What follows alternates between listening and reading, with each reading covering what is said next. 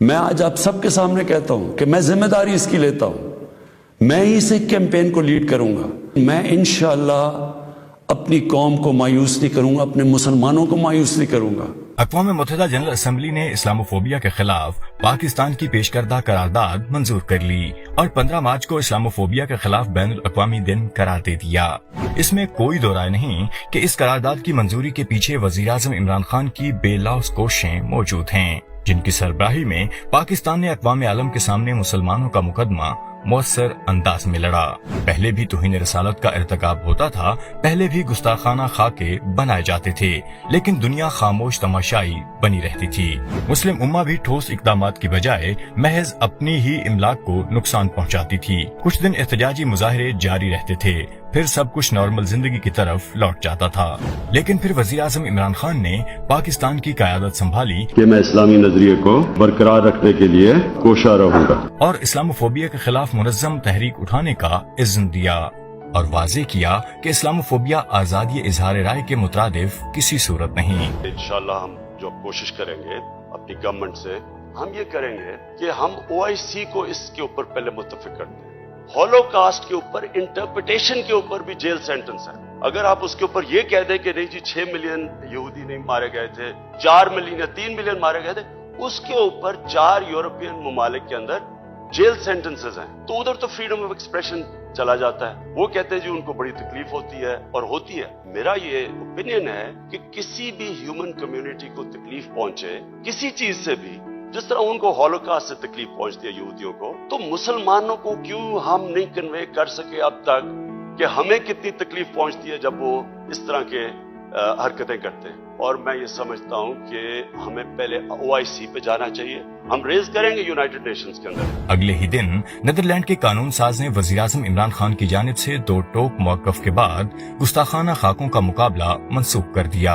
इसके बाद वज़ीर आज़म इमरान खान ने अक़वाम मुत्तहिदा जनरल असेंबली के हर इजलास में इस्लामोफोबिया के खिलाफ आवाज बुलंद की। Terrorism has nothing to do with any religion. This Islamic terrorism, Islamic radicalism, and sadly used by leaders, this has been the main reason for this Islamophobia. And it has caused pain amongst Muslims. We in Muslim countries watch this Islamophobia traveling abroad, and it's getting worse.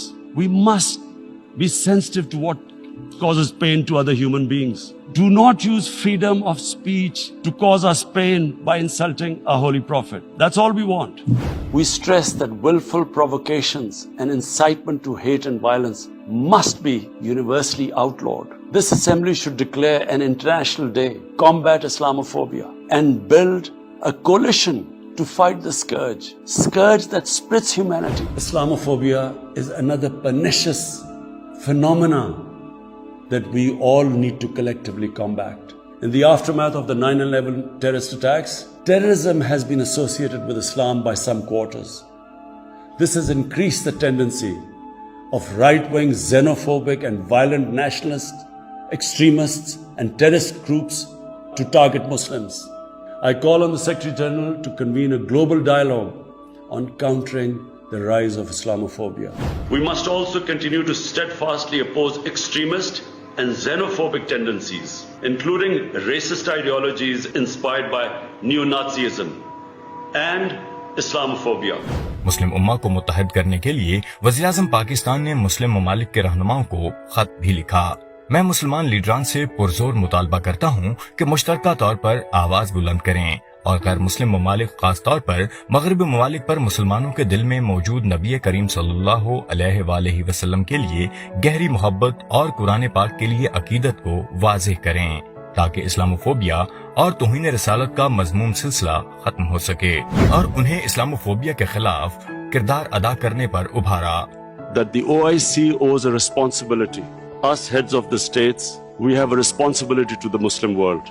When anyone in the Western world blasphemes our Prophet, peace be upon him, it is a failure of the OIC that we have not been able to explain to the Western countries the love and affection that we feel for our Holy Prophet. It's very important for the OIC to play its part in explaining to the Western world on forums like European Union, United Nations, their think tanks, making them understand. It is our responsibility in the OIC that we make them understand. Prophet Muhammad sallallahu alaihi wasallam is someone who lives in our hearts, and hence, and we love and respect and revere him. And any, under the garb of freedom of expression, any insult to him, any ridiculing him or mocking him, hence our reaction. So, the Western people and the Western governments, we need to have a dialogue and explain this to them because they don't understand. It needs to be spoken at all levels, and they should be made to understand.